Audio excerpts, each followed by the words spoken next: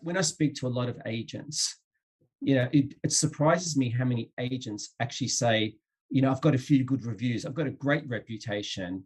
And I say, okay, let's look into that a bit further.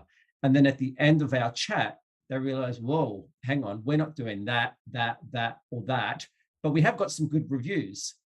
So, when you sum all that up, I think that the penny drops, realizing, hang on, there is a lot more to this. And in fact, our competitors are actually doing a lot of this, and we're not. We just didn't realize that we had to do it. We just thought that, yeah, we get a few good reviews, we drop them into Google reviews and we walk away. So, yeah, when I have chats to agents, I think having the conversation with them, they do realize that, actually this is important. It's actually not just important to an estate agency, it's important to any business. So we can start off if you like, and what I tend to do when I go into these longer talks with agents, and I'll talk them through, is even when I talk to teams, because sometimes when I do a presentation, I actually speak to a group of agents within the organization. So, I'm just going to run through some of the questions that I even get asked a lot. And that'd be great. I've been asked what is reputation, like what is it, and why is that important? And then I thought, okay, why don't I just get the definition down? And the definition is quite straightforward. It's basically just the beliefs or the opinions that someone has. So it could be, the opinions or beliefs they have about your agency or about individuals within the office. So, it's quite a simple definition. Another simple way of saying it is just how are you viewed? How do people see you or see your brand or your business? And that's quite important. And that's made up of a few characteristics. Obviously, trust is a really big one in there.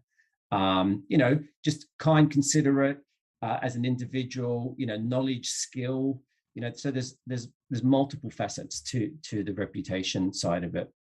And then when you compare that to reviews, just to separate the two, reviews is just an electronic form of feedback. I'm probably going to show my age here, but when I started as an agent when I was 18, there weren't any reviews online.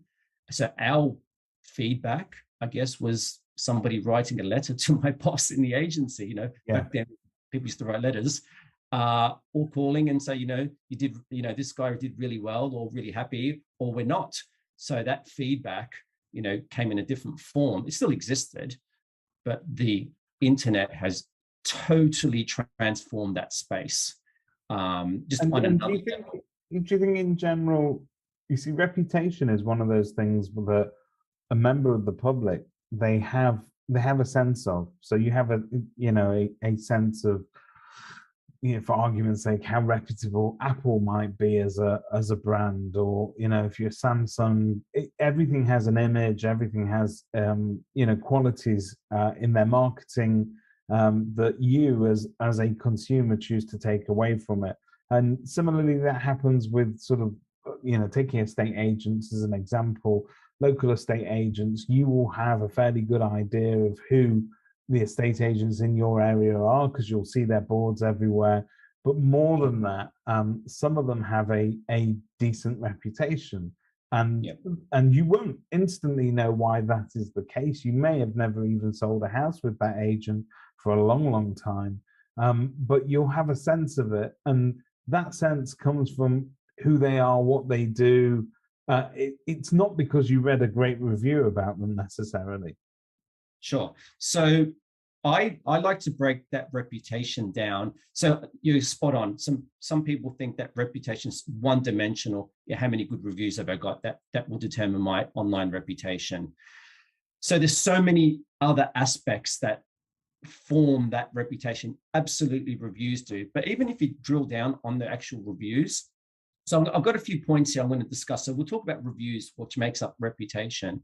You might have 5 positive reviews and think, I look really good on Google. But have you benchmarked yourself with your competitors? Your competitor might have 200, reviews, and they're all really good. There's a few negative ones in there, fine, and they've answered back professionally. But you think you look good, but the reality is when you compare that, it doesn't look as good to your competitors. Drilling down on reviews even more, and I'm a true believer in this. If you've got positive reviews and you don't reply to them, I believe that looks quite negatively upon your business, because there's a thing about showing that someone's gone to the effort to write a review. Yeah. Common courtesy is, I'll reply to that. Thank you very It much. looks arrogant if you don't engage. Yeah, absolutely. It was a pleasure dealing with you. It was a pleasure selling your home. I'm glad you found a lovely home to live in, whatever it may be. Just to have that courtesy, and someone will read that. See, on that, the person who you're actually targeting when you reply is a prospective vendor or prospective landlord. They're the ones that are going to read it, not necessarily the person who wrote the review that you're replying to. They may never read that reply. So you've got to bear that in mind as well. So, and also obviously your score counts. However, with the score, I've noticed that, you know, if you see, I've done a test I've done a sample test on this, and I've shown some examples how if you've got all positive reviews, I've got an agent that's got all positive reviews, all 5-star reviews, and there's a lot of them. And I showed that to some people, and they thought, well, is that actually correct? And they started to question, when somebody's got loads of positive reviews with nothing negative in there, is that believable? Is there a perfect business? You know, how's that possible? So there's no such thing as a perfect business, because everyone makes mistakes and everyone's expectations are different from what they want from that business. So I think from the review point of view, that you can drill down into different aspects. It's not just, you know, a score rating will determine whether that's good or not. And just some other things that will determine your reputation. I've got some notes here. One would be social media. That is what people don't realize. That's a really good platform to communicate. Now, what do you communicate? It's quite important. I like agents obviously to communicate reviews, positive reviews on there. You know, how's it for sale activity? You're really, really busy. That's a really positive thing. I think if it's like you go to a restaurant, you're walking down the high street and there's two to choose from, one's super busy inside and one's empty, you know, much of a muchness, I'm going to go to the busy one because I trust other people, because that actually looks really good as opposed to going to one that's empty. They might have better food, but showing a lot of activity and showing that you're really busy is a really positive thing. And that will help you win more business, and that will build upon your reputation as well. I speak to tons of agents, and sometimes before I do a presentation, I might go onto their website and have a look.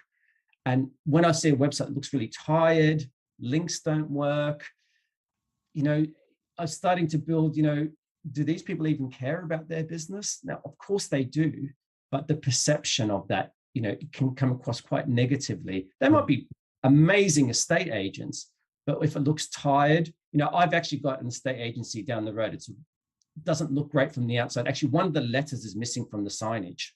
Right. Right. And I thought, and I'm in this space, right? And I thought, you can't even bother fixing that letter and putting that letter back. It's just, how can you want to do business with an agent with such an expensive asset that you're either selling, or if you're a landlord, you manage such an expensive asset, you want to make sure that these guys are on their game. So that sort of like creeps into, you know, the reputational element of it. And also just communication. Just being really good at communicating is such a positive thing when it comes to reputation. So it literally was last Thursday, I rang an agent. I'd never spoken to him before. And he said, morning.